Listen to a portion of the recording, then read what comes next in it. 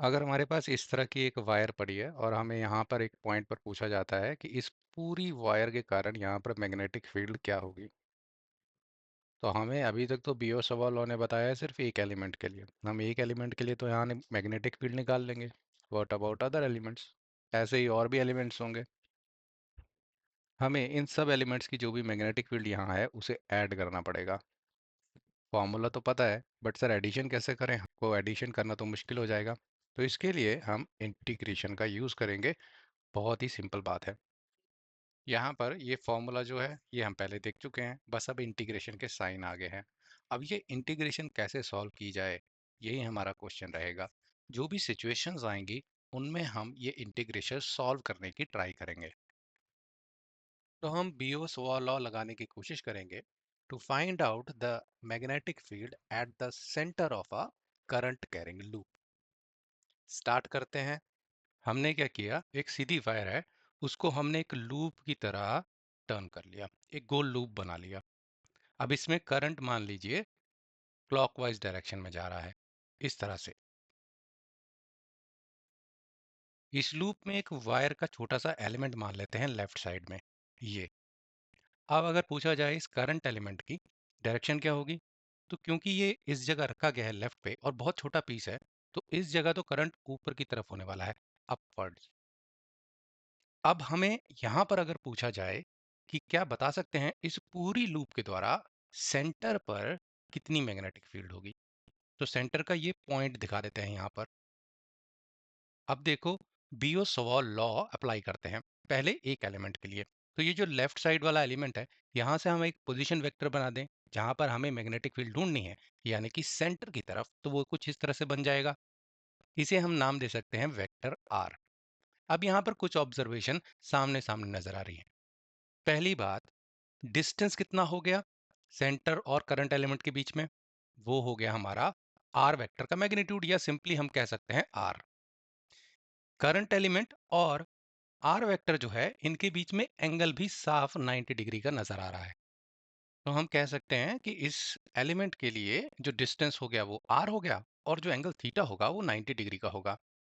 अब देखिए, अगर मैंने ये एलिमेंट यहाँ ना लिया होता, राइट साइड ले लिया होता, ऊपर ले लिया होता, या नीचे, या कहीं भी इस लूप में ले लिया होता, ना तो एंगल चेंज होने वाला है और ना ही चेंज होगा डिस्टेंस, क्योंकि ये एक सर्कुलर लूप है।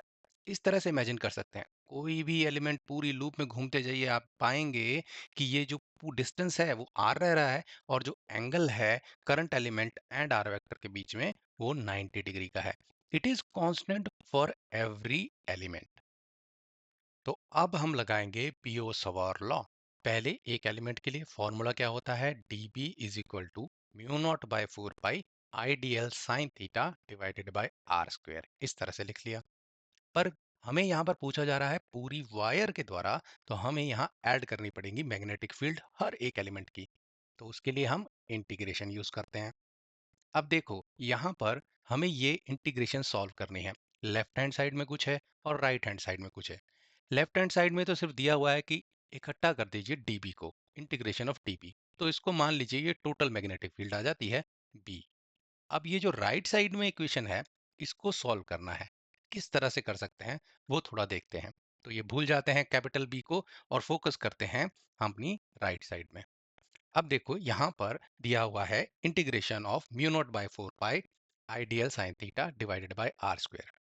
इंटीग्रेशन का एक रूल होता है, कांस्टेंट अगर चीज हो तो उसको बाहर ले सकते हैं।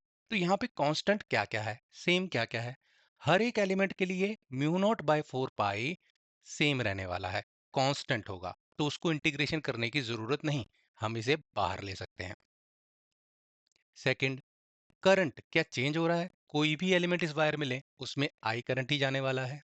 जब वायर में करंट आई है, तो किसी भी एलिमेंट के थ्रू कितना करंट जाएगा, वो भी आई ही जाएगा, तो आई भी कांस्टेंट रहेगा सभी एलिमेंट के लिए। ये भी बाहर ले लीजिए।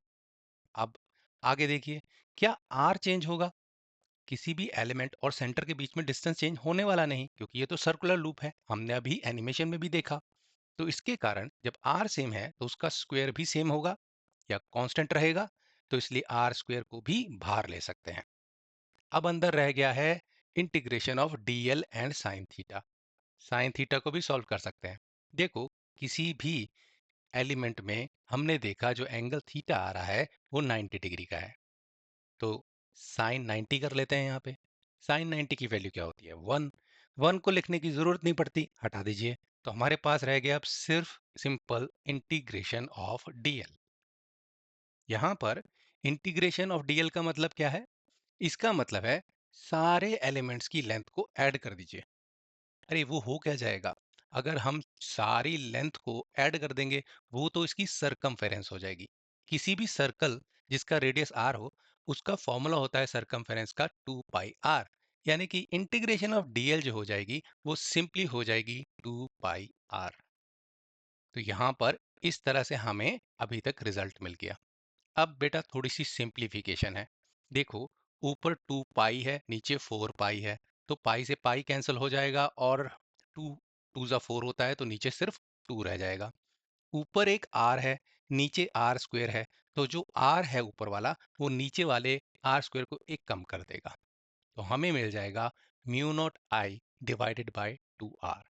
And this is our answer. कितने सरल तरीके से हमने ये सॉल्व कर लिया।